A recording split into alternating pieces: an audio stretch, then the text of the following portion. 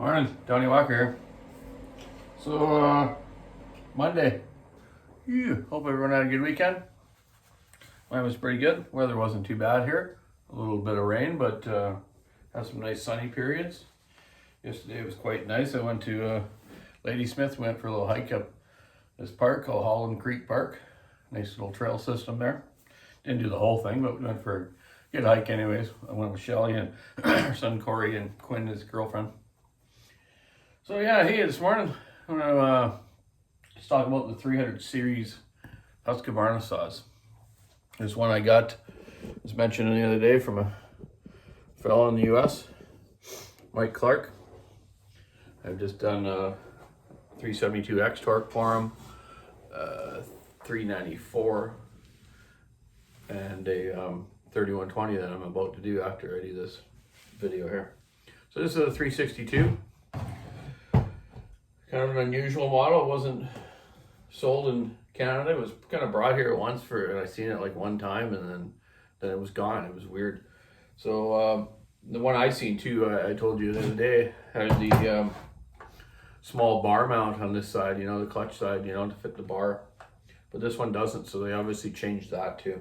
So this saw basically is on the same platform as the 365, 371, 372, and now the new X torque models. Like, I'm sure the crankcase is the same on all of them. I pretty much know they are.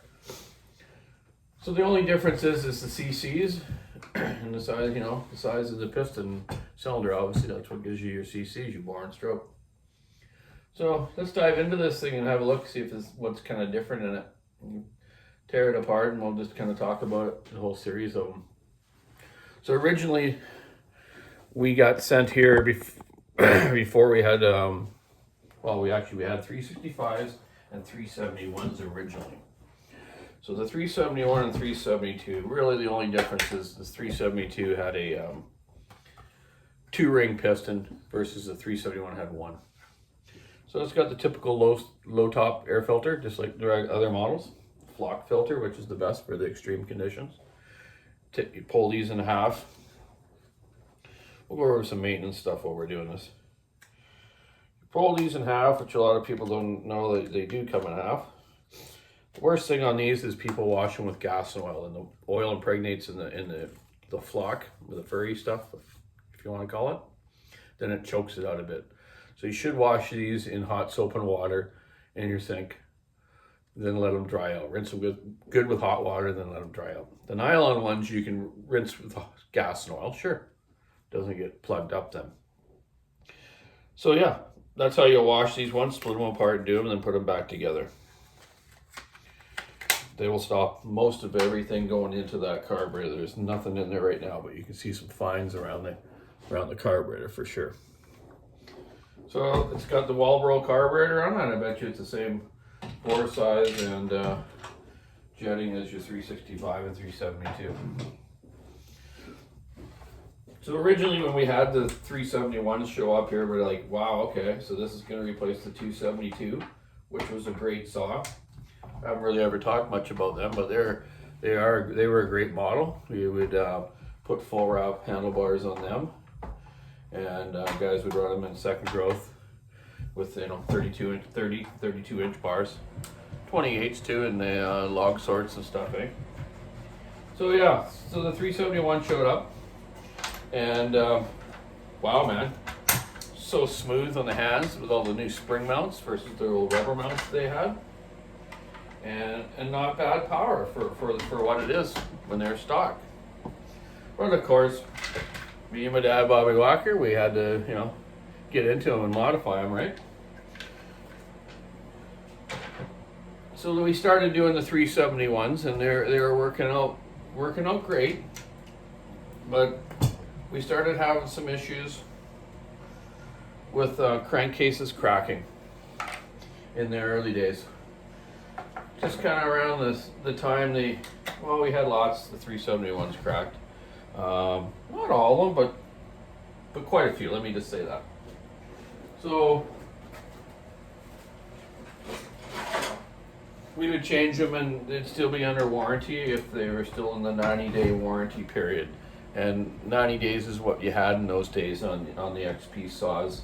Now they got a year, which is pretty good, and I think that's pretty fair for a manufacturer's, you know, problems. Nothing to do with the guy smashing the saw or running straight gas in it, of course, right? So yeah, we changed quite a few. Then it started to get, as we got more out there, it started to get to be a bigger problem, and that's when they kind of were in the stage of changing them into the 372. So I talked to our service reps at Husky here, and we kept changing warranty, and I finally met a fella in Sweden, which I talked to you about before, my friend Magnus Johansson, great fella. I finally got a hold of them over there, and they're like, he asked me, what do you think is the problem? I said, well, I just think you guys just don't have enough material in there, or your balance factor of your crank is making it vibrate to crack. But even those saws run smooth, but you get different vibrations when you run different saws or even different length bars. So he asked me at that time, by the way, this muffler looks exactly the same as the 365 or 372.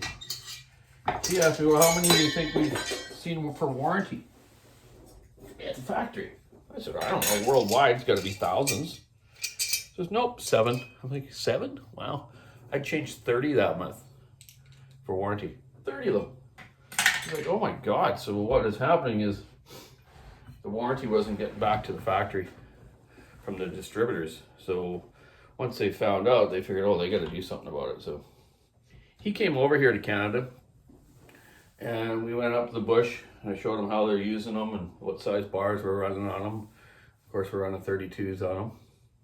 He's, geez, wow, that's a little extreme, but because we modified it and handled it, no problem. So he came to the back to the shop here, and we were looking on his computer, and he's got into his engineering part from the factory, and he was punching in. He says, so you're running 32s on them? Yep, you've seen it out there. So he punched it all in. Well, they actually designed that saw not to run any more than a 24-inch. So that's why they're having all the cracking problems. There's too much stress to this long bar. So they sent us like about 100 crankcases, short blocks, with cranks in them, seals, ready to go. And then I started switching them over every saw that was from Husky here, the 372. So I switched over a couple hundred of them, and we never had the cracking again. They just beefed up the webbing in the crankcase area around the bar studs. And on the computer, when he showed that we were running a longer bar, it showed exactly where the cracks would be from the stress, and it was. So they're not stupid. They did a really good job with that. Magnus did an awesome job taking care of that. So other than that, after that, we never had much problems. Very little. You know, more just maintenance problems than anything. Just a great running saw. When we modified them up, we were getting, on our dyno at that time, we were getting, I don't know, about a 30% gain in them. So back to this one. I've got the muffler off. Pretty standard. Air filter off. We'll just make sure this thing's not scored. Piston looks perfect. It's a 1-ring piston.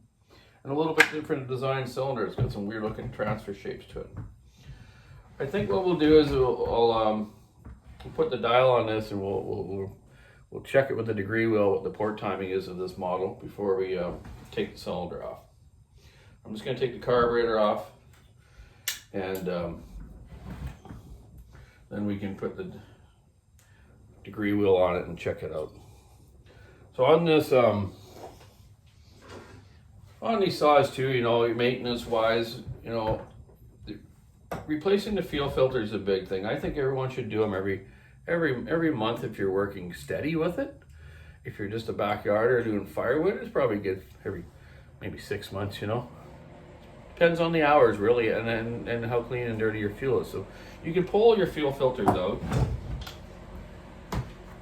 This one should be dry because it got sent to the US. You shouldn't ship gas in something you're shipping. Let's have a look. They're easy to pull out. Just get a little hook wire, pull the line out. This one's got a little bit of a yellow tinge to it, but it's not bad. When they're brown and black looking, obviously they're plugged up. You can take them off, blow through them and suck, make sure they're not plugged. Okay, that's a good way to check it. Then onto that as well. If this was a really beat up used saw, I would put my pressure gauge on this hose and pressure the line, make sure the head doesn't have any holes in the fuel line, and then the carburetor isn't leaking, the metering lever needle. So that way that test is already done and I know my fuel line's good and it's still nice and pliable. Then I'd go to the carburetor if I got a carburetor problem. But if I always check the carburetors anyways, even if the saw doesn't have a problem. It could start having some stuff in the screen of the carb, and then it's not going to have a problem after it leaves my shop, and then I look bad. So anyways, okay, I've checked that out. It's got no fuel in it. That's good. So let's get this carburetor off. And the starter off so we can see what ignitions it got on it. To me, it's probably the regular black non-rev limiter ignition. They never really had them in these years, these saws.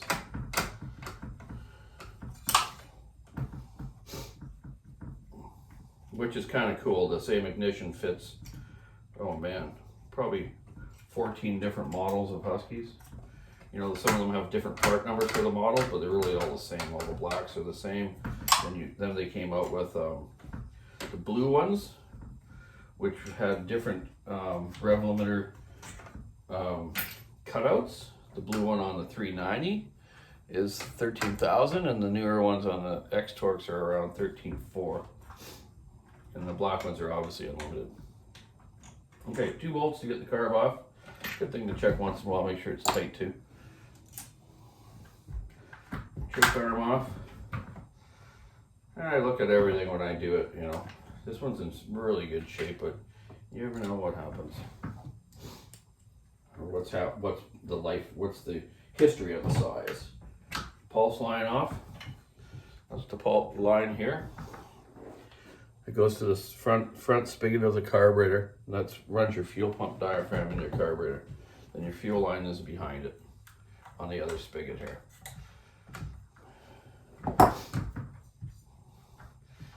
And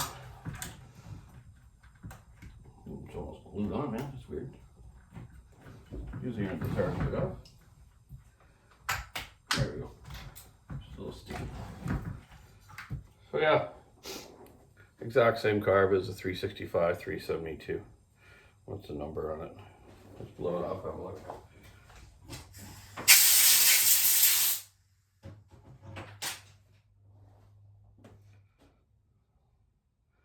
$536. Yep, HD. Great carburetors. Probably one of the best carburetors made. Just never have any problems with them. You know, sure they get stuff built up in them and stuff, but regularly okay. So I already would have done the pressure check like I just showed you from the fuel filter to the carburetor. Make sure it's not leaking down or the fuel line doesn't have any holes. So I didn't quite do it right then, did I? But that's what I would do, okay? So on the carburetor here, that's your fuel pump side, the top part of the carburetor with the 1 screw. Other side, the metering diaphragm, metering system, 4 screws in the cover. Let's just have a look at this carburetor in the screen. So it's really easy. You can do this when it's on the saw too, but so I just took the 1 screw out. There's your fuel pump diaphragm and cover, and there's your inlet screen, which a lot of time gets plugged up with fines if the guy's not looking after his fuel filter right. This one's perfectly clean, but I will go through the other side and pressure check it just because when I go put it back together. These carburetors are pretty easy to tune. They do have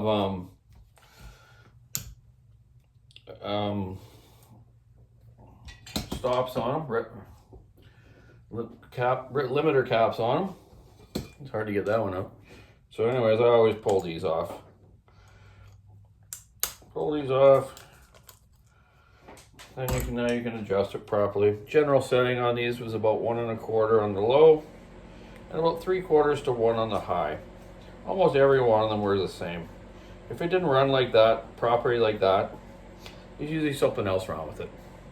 You maybe have an air leak in the saw, something plugged in the carburetor like I just showed you, or no compression.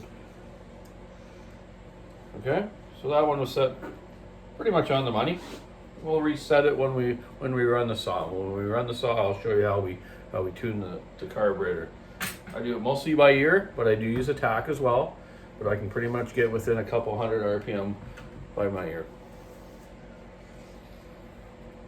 So now we got the carburetor off.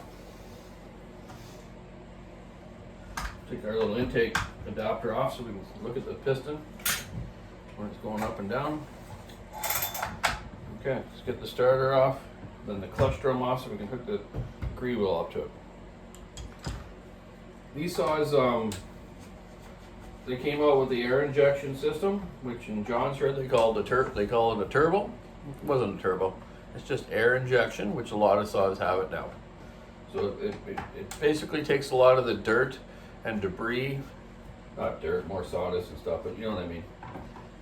And it blows across the cylinder, and then it gets a fresh air charge up into the intake, and then, like it says, air injection. So the air injects more into the air filter compartment. Starter's off, and wow, it does have a blue ignition, so it isn't that old. No, it's an 05. Huh. So it's got it says right on the coil, 13,600 rev limiter, which ain't bad for this saw. I might leave that on. Don't need to rev it that much higher.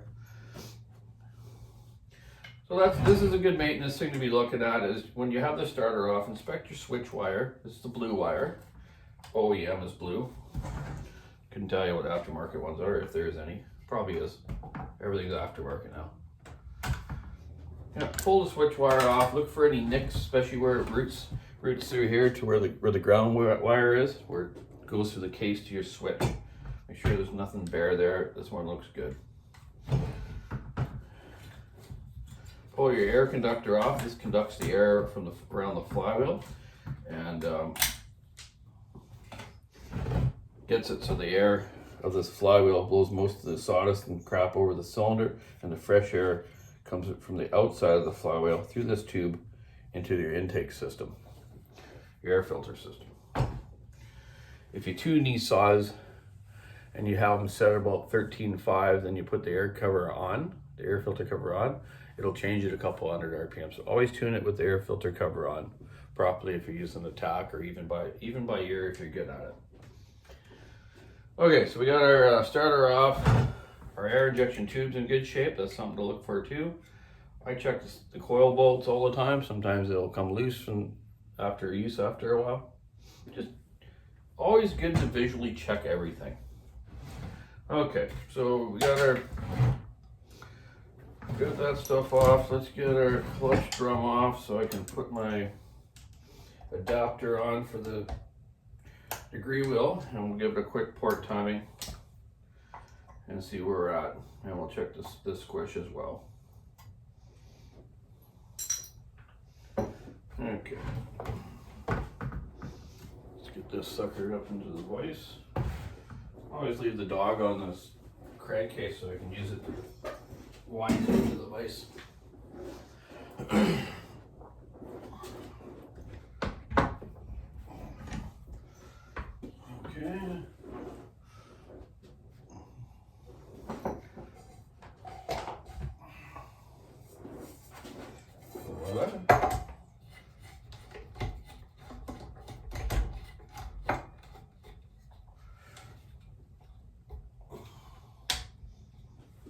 Okay, need a pointer. I just use a piece of wire, bolt it onto the saw so I can use it as a pointer. Pretty basic. So I can zero up the degree wheel to check our port time.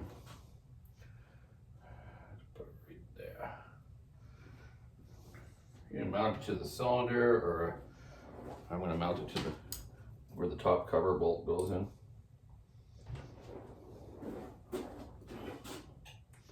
I know everyone out there these days doing YouTube stuff, showing everyone how to degree wheel stuff. It's not a big thing anymore. It's not that hard to figure out.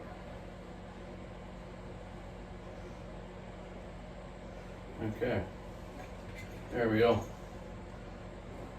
So first we're going to check our exhaust duration. Get our little book here and we'll write it down. Seeing that we haven't done this model before, I'll keep track of it. Put it into the book of timing. Okay, so we got here a Husky 362.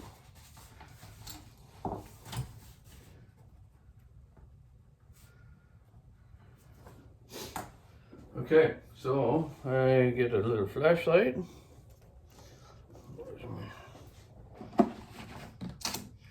Not a little one, it's my headband one is pretty bright. So I just shine down the spark plug hole until I can see light, just a lighter ray cracking that exhaust port open. Okay, and set the degree wheel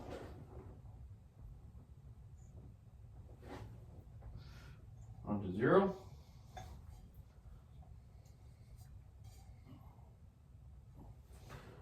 Check it again.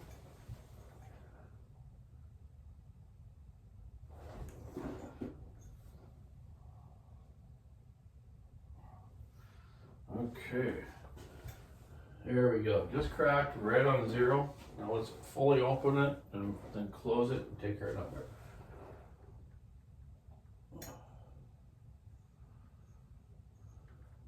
Not a very big exhaust port on this, but big enough for its CCs. It's only 62 cc. Husky's always been like your last two numbers are like your CCs. Okay, there we go. 160. We'll be redegreeing this after we port it, but I like 160 for the exhaust. That is a little bit higher than a 372. A 372 stock is 155, and when I modify them, I get close to that number there. 162. Okay, so let's go over our intake. Now we're just going to roll it over till we see the intake just cracking open. I'm going to do the transfers too, but not right now because I don't have my inside scope with me here. I'll bring it for tomorrow. Okay, so let's get this to 0.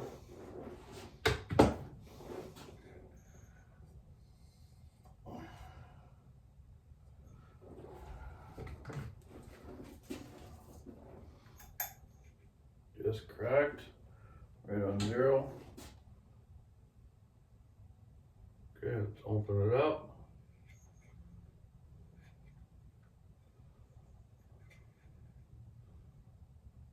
Closed. 155. That's good. 155 on the intake, 162 exhaust. So the intake is a little less than what the stock 372 is. Okay, that's it. Just we're gonna play with that a little bit. Okay, so there we go. That's port timing the duration of the intake and exhaust port, and it gives me a good baseline what to go with. Most of these models I never mess with the transfers anyways, except for opening them up in the bottom feed from the case. So let's take this cylinder off now and have a look what it looks like design inside of it. It's only 4 screws. Oh, got ahead of myself. I'm gonna check the squish there, dudes. Let's check her out. See if this size is gonna do it. If not, we'll get a thicker piece. So what I use is solder. Everyone uses solder. You get different thicknesses of solder. This one's pretty thin. Let's just check what it is actually is stock. Well, it's not stock, but from off the roll. 63 thou solder. So let's go. I roll it up to top dead center, roll it back. I go and put it in here. I can feel the side of the cylinder wall. Then roll the piston up to touch it, to squish your solder.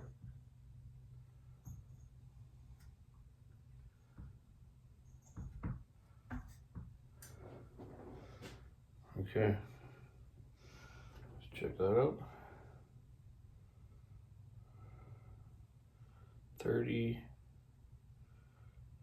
39 thou. Okay, let's write that down.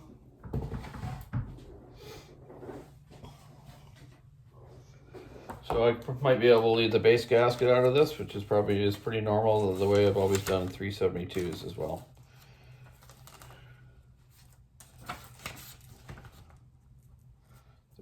Squish.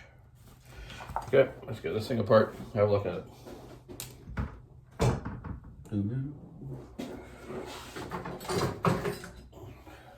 I get these nice sockets from Snap-on. This is a 4mm driver. It's a long one, so it reaches down into the cylinder to the screws really good. You need deep ones to get down into here, right?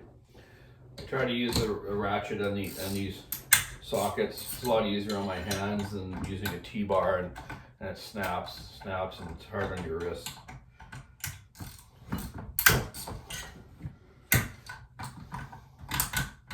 Sometimes if the saw is really dirty, I might kind of want to pound the Allen wrench into the screw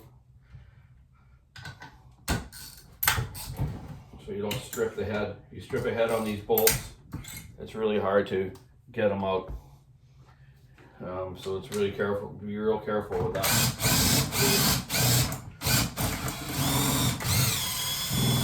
At least with the new Huskies, they're coming with the torque screws now, just like the Stills have had for years, and I think they're a great screw. Yeah, you got to think about it. If you're a mechanic out there, how many torque screws have you stripped compared to Allen's, eh? Okay, torque screws are out. Lift her off.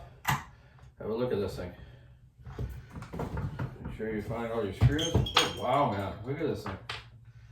Interesting. Wow. Here are the transfers.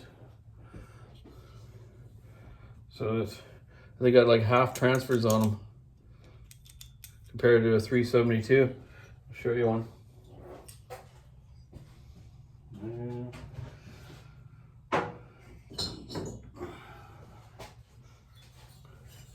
Here's 372. Four transfers, 2 on each side. 362, 2 small ones. Very similar design though. Yeah, I got my solder right on the edge. That was cool. I can see the little indication. So yeah, this is going to be kind of weird. I'm sure it'll still go good though. There's a little bit of, there's not much meat in the side of the cylinder here to grind this other side of the transfer. But I think if I think they've designed it pretty well. It's, go flow some water through there and see where it's spraying. But to me, it looks pretty good. But I'm still going to measure the transfers tomorrow once I have my inside scope here. The cylinder gasket looks exactly like a 372. So, who knows? Maybe it'll just be fine. It's a Molly cylinder, so it's a good German-made one, just like the regular 372s. So that's interesting. The first one I've had apart. Yeah, so just kind of like a detuned 365 or 372, or a guy could bolt a big jug right on top of this sucker, a 372, 365. Piston doesn't look much different than a 365. It's just a smaller displacement. Rod's the same. I'm going to look up the part numbers at the shop, but I guarantee the crankshaft and everything's the same. So there we go. Mr. Clark's Sons. There's your saw apart. And then I'll clean it up, look at those numbers I just did and get her happening. Get it back to you with your other ones. A two-stroke like this, you know, people don't, there's our gaskets 20 thou, so if I could just have 19 thou squish if I left the gasket out, which wouldn't be too bad. We'll think about that. I got some thinner gaskets too I've made. So, you know, these motors, you got to think about a compressor. It takes air in, air out. That's all a two-stroke is, eh? Just like a compressor engine. It takes air in and air out, but you got to have the right air, the right fuel to make it work right, so you don't blow it up or burn it up.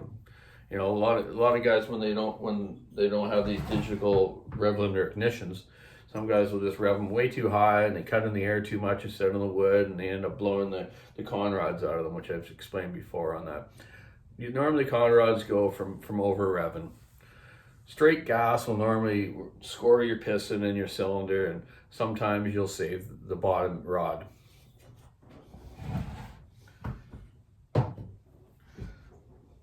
So yeah, like I say, the faster you can get the air in and air out, the better it'll go. All at the right timing, and like I say, the right mixture and you know, compression and whatnot. So that's a teardown of that 362. Interesting. We will I'll get it ported, and I'm gonna show the boys how I do that, which I have on other videos, but I'll show you on this one particularly, and then we'll modify the muffler and run it in at the saw shop, the other shop where I got some wood. All right, so I gotta get back at her, get back to work here. You guys all have a good day. Keep your saw on the wood, stick in the ice, rubber on the road. Check out the Walker Saw Shop online shop. And yeah, Mike Clark, we'll get all these done and finished up here in the next couple days and get them back to you so you can get cutting some wood down in North Carolina there. Hopefully the weather's a little better there these days, and here it has been pretty cold and rainy. Have a great day, be safe, take care, bye.